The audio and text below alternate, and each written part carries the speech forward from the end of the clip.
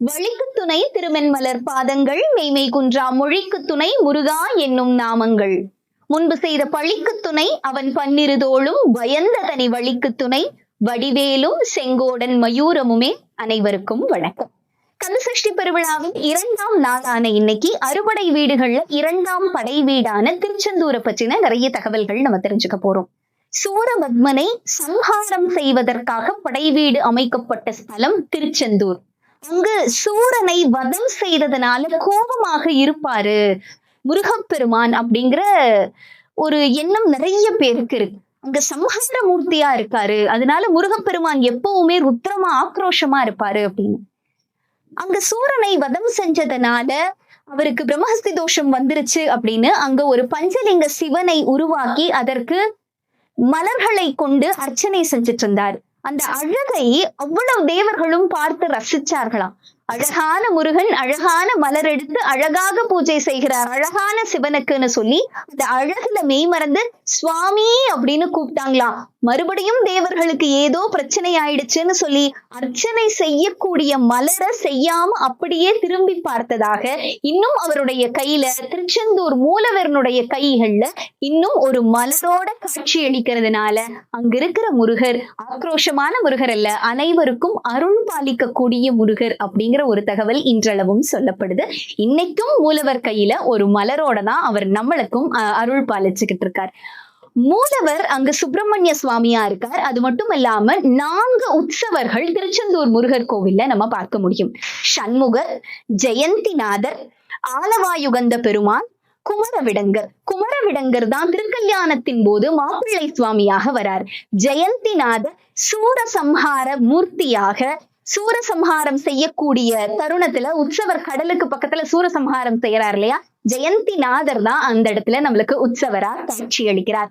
அது மட்டும் இல்லாம சூரசம்ஹார மூர்த்தியாகவும் கோவிலுக்குள்ள நம்ம குடைவரை கோவில்கள்ல அந்த செதுக்கின சிற்பமாக நம்மளால பார்க்க முடியுது.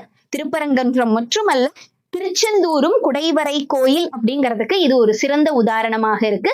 சந்தன மலையும் அங்கு வெங்கடாச்சலபதி சன்னதி அப்படிங்கிற இடத்துலயும் இது குடைவரை கோயிலாக இருந்ததுங்கிறதுக்கான சிறந்த உதாரணமும் சாட்சிகளும் அங்கு இருக்கப்படுது. மற்ற படை வீடுகளுக்கு இல்லாத சிறப்பு திருச்செந்தூர்ல என்ன இருக்கு அப்படின்னா, எல்லா படை வீடுகளும் மலை மேல ஏறி போற மாதிரி இருக்கு. திருச்செந்தூர் மட்டும் கடலில் இருந்து அந்த கடல் மட்டத்திலிருந்து கீழே இறங்கி போற மாதிரி இருக்கு. நாம் எவ்வளவு எளியவர்களாக இரக்கமானவர்களாக இறங்கி இறங்கி இறங்கி இறங்கி சென்று மனமுருகி இறைவனை முருகனை நாம் வழிபட்டு முடிஞ்சு மேல போகும்போது வாழ்க்கையில மேல ஏறி ஏறி ஏறி ஏறி ஏற்றத்தை தரக்கூடியவனாக முருகப்பெருமான், அதிலும் திருச்செந்தூர் முருகப்பெருமான் இருக்கிறான் அப்படின்னா திருச்செந்தூர் ஜெயந்திநாதரின் பெருமை இன்னும் அளப்பரியது அப்படின்னு தான் சொல்லணும். அங்க இருக்கக்கூடிய எந்த முருகப்பெருமான் முருகக் கோவில்கள்லயும் இல்லாத ஒரு சிறப்பு திருச்செந்தூர்ல இருக்கு அப்படின்னா, இன்னைக்கும் பிரசாதம் பன்னீர் இலையில தான் வழங்கப்படுது. அதற்கு பல காரணங்கள் சொல்லப்படுது.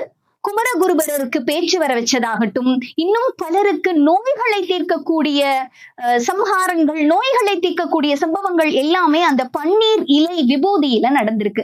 இது மட்டும் இல்லாம இந்த கோயிலை, திருச்செந்தூர் கோயிலை கட்டுறதுக்கு நிறைய நிதிகள் கிடைக்காம கஷ்டப்பட்டுட்டு இருந்த காலம். அப்போ முருகர் கனவுல வரார். நாளைக்கு நீ வேலையை தொடங்கு, எல்லாம் நினைச்ச நேரத்துல நினைச்சபடி தேவையான பொருட்கள் தேவையான நேரத்துல வந்து சேரும்னு சொல்றாங்க. சரின்னு முருகன் மேல பாரத்தை போட்டுட்டு ஆரம்பிச்சாச்சு. அதுக்கப்புறம் வேலை செய்யறவங்களுக்கு கூலி கொடுக்கணுமே, கூலிக்கு எங்க போறதுன்னு கேட்கும்போது முருகப்பெருமான் கனவுல சொல்றாரு, பன்னீர் இலையில என்னுடைய பிரசாதத்தை மடிச்சு கொடு, ஆனா இங்க அவங்க திறக்க கூடாது, அருகில் இருக்கக்கூடிய தூண்டுகை விநாயகர் கோவில்ல போய் அதை திறந்து பார்க்க சொல்லுங்கிறாங்க. அதே மாதிரி அங்க கூலிக்கு செஞ்ச வேலையாட்களும் அங்க போய் தூண்டுகை விநாயகர் கிட்ட திறந்து பாக்குறாங்க. அவர்கள் செய்த வேலைக்கேற்ற ஊதியம் அங்கிருந்து அந்த பன்னீர் இலை விபூதிக்கு பதிலா அங்கிருந்த ஊதியம் கிடைச்சதா நம்மளுடைய புராணங்கள் சொல்லுது. அது மட்டும் இல்லாம இன்னைக்கும் பன்னீர் இலையில விபூதி கொடுக்கறதுக்கான காரணம், பன்னீர் இலையில ஒவ்வொரு புறமும் 6 நரம்புகள் இருக்குமா. ஆக 6 முகத்தான் அவனுடைய 12 கைகளால பிரசாதத்தை கொடுக்கிறாருங்கிறது மாதிரி அவருடைய 12 கைகளால் நமக்கு பன்னீர் இலையில் பிரசாதத்தை கொடுக்கிறார் அப்படிங்கிறதுக்காக இன்னைக்கும் திருச்செந்தூர்ல பன்னீர் இலை விபூதி வழங்கப்படுது. இன்னும் எண்ணற்ற சிறப்புகள் இருக்கிற திருச்செந்தூர்ல இந்த சூரசம்ஹார கந்தசஷ்டி பெருவிழாவில திருச்செந்தூரை பத்தின நிறைய தகவல்கள் நம்ம தெரிஞ்சுக்கிட்டதுல ரொம்ப மகிழ்ச்சி. நாளை சந்திக்கலாம். நன்றி.